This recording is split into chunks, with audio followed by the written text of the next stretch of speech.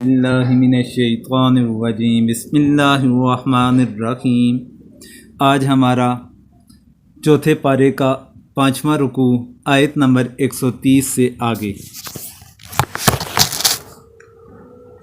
یا ایھا الذین آمنوا،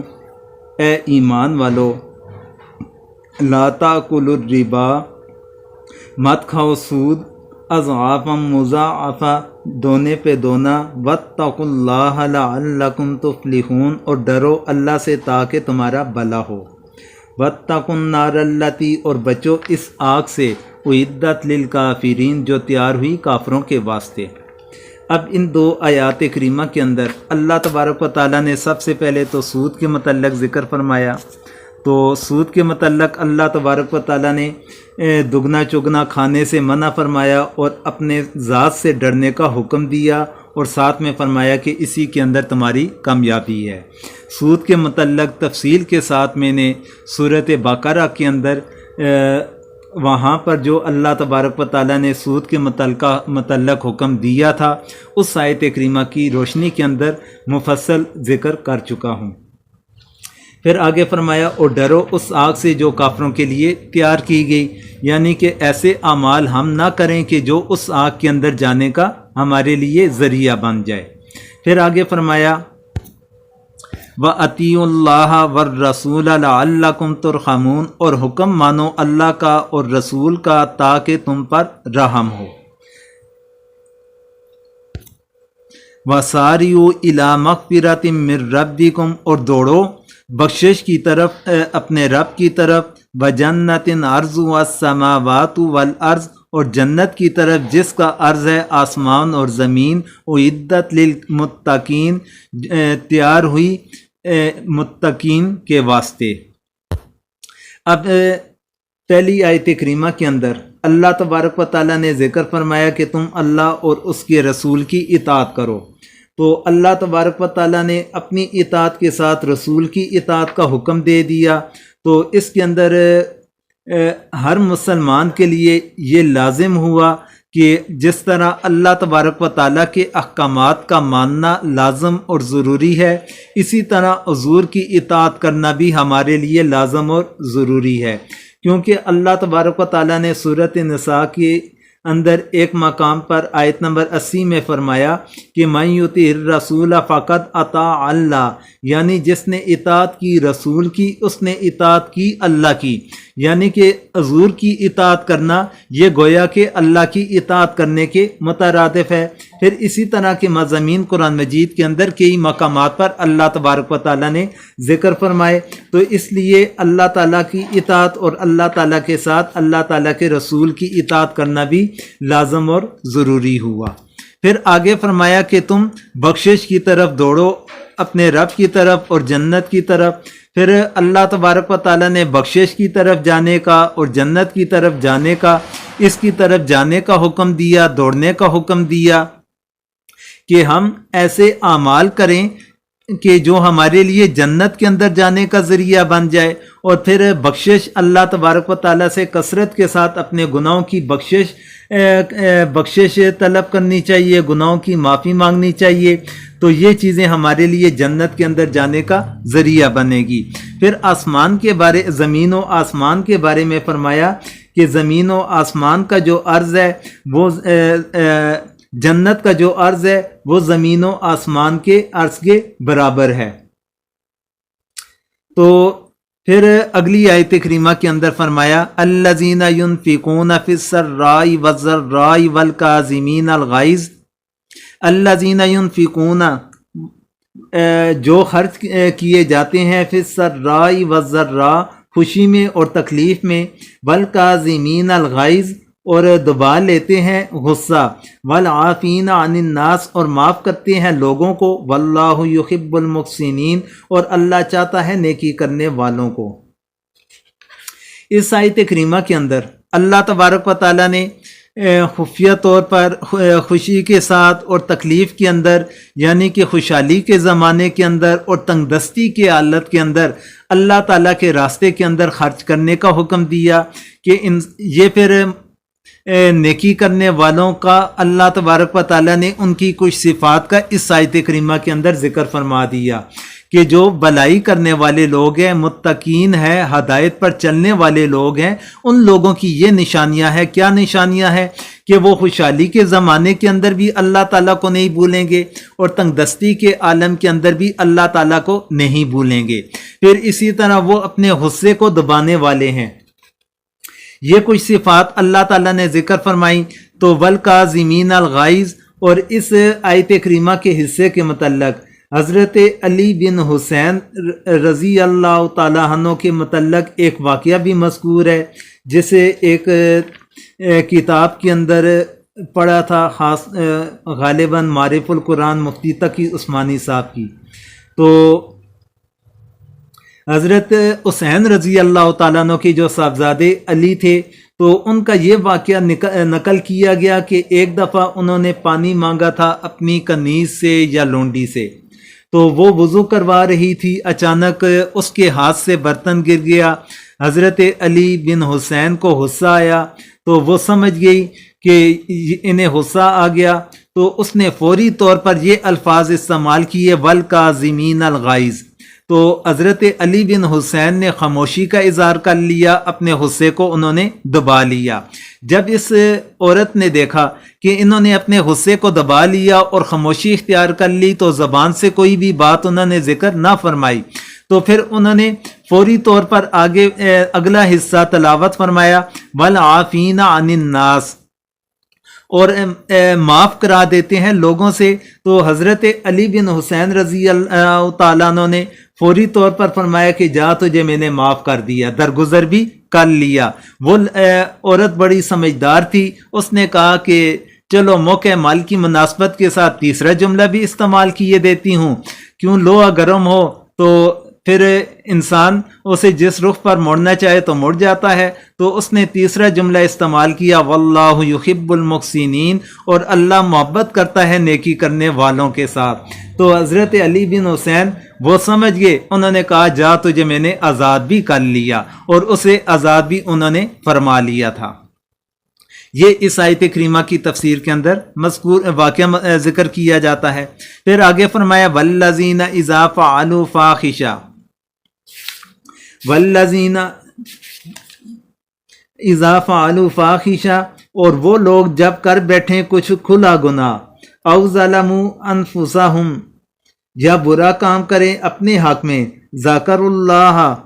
تو یاد کریں اللہ کو، فاستغفروا لذنوبہم، اور بخشش مانگے اپنے گناہوں کی، ومن یغفر الذنوب، اور کون ہے گناہ بخشنے والا،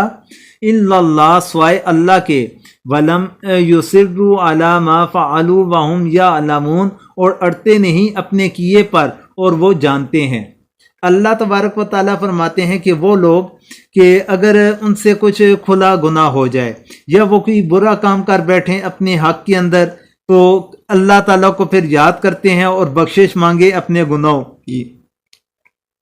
کیونکہ اللہ تبارک و تعالیٰ گناہوں کو معاف کرنے والی ذات ہے۔ اللہ تعالیٰ کے علاوہ کوئی اس کائنات کے اندر ہستی نہیں کہ جو گناہوں کو معاف کر سکے۔ تو اللہ تعالیٰ فرماتے ہیں، اور وہ لوگ اپنے گناہوں کے اوپر یا اپنی غلطی کے اوپر اصرار نہیں کرتے، بلکہ اس کے اوپر اڑتے نہیں، بلکہ وہ فوری طور پر ندامت کا اظہار کر کے اللہ تعالیٰ کی طرف رجوع کرتے ہیں۔ پھر آگے فرمایا، اولئک جزاؤہم مغفرۃ من ربہم، یہی لوگ ہیں کہ ان کی جزا ہے بخشش ان کے رب کی طرف سے، وجنات تجری من تحتها الانہار خالدین فیہا،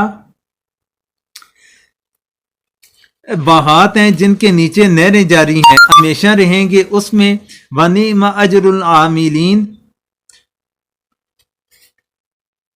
اور کیا خوب مزدوری ہے کام کرنے والوں کی۔ اس آیت کریمہ کے اندر اللہ تبارک و تعالیٰ نے پچھلی دو آیات کریمہ کے اندر جو اہل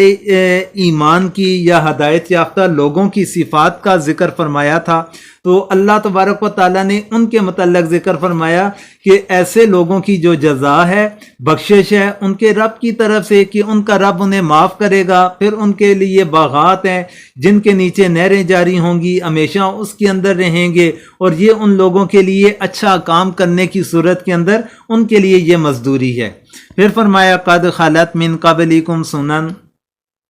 ہو چکے ہیں تم سے پہلے واقعات،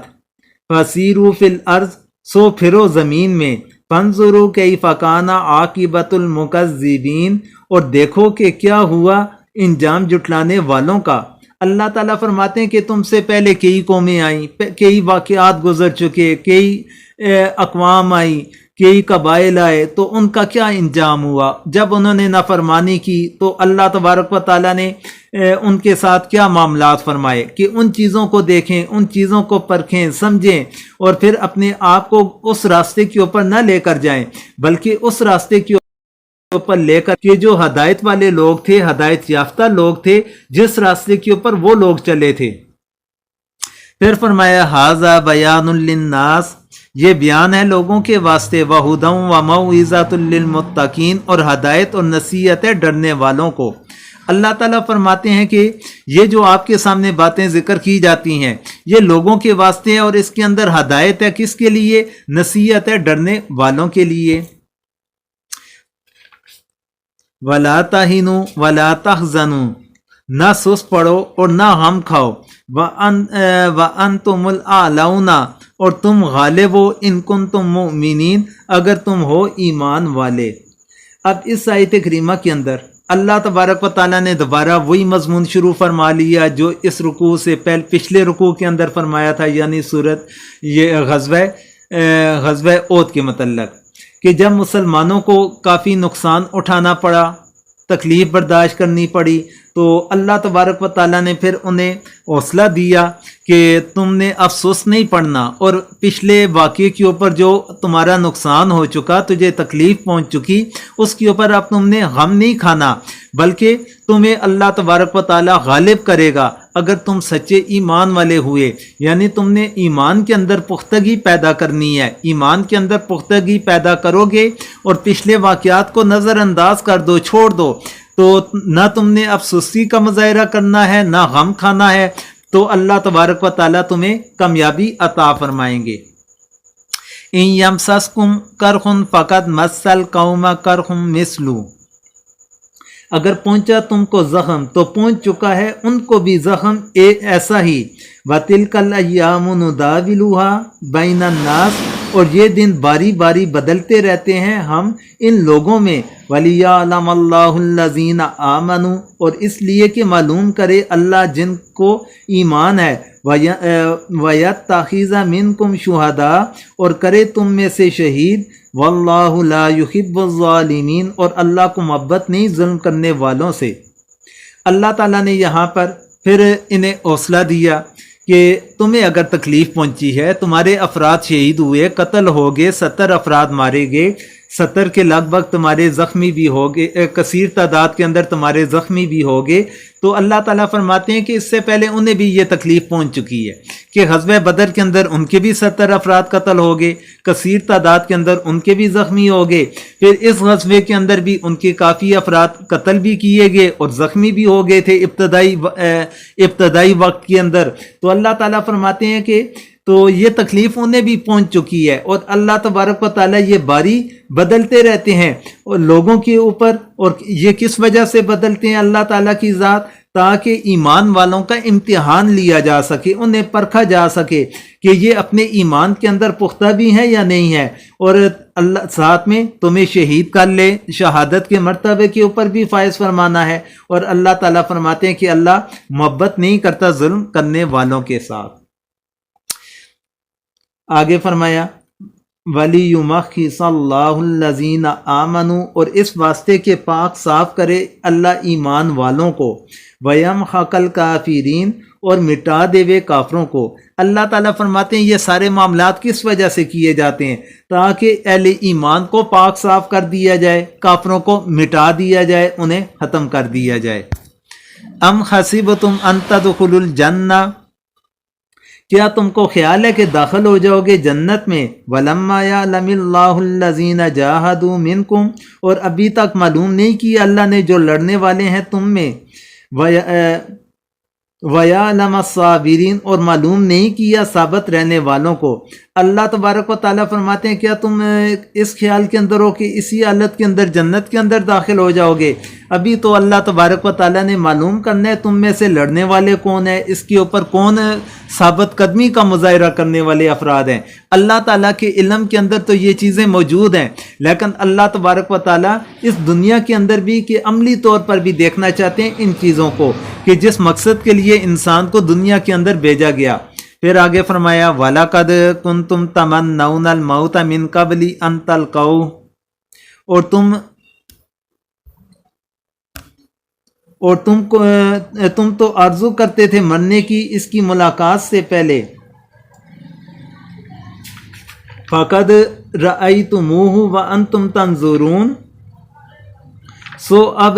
دیکھ لیا تم نے اس کو آنکھوں کے سامنے۔ اللہ تبارک و تعالیٰ نے اس آیت کریمہ کے اندر ذکر فرمایا کہ تم تو اس سے پہلے تمنا کرتے تھے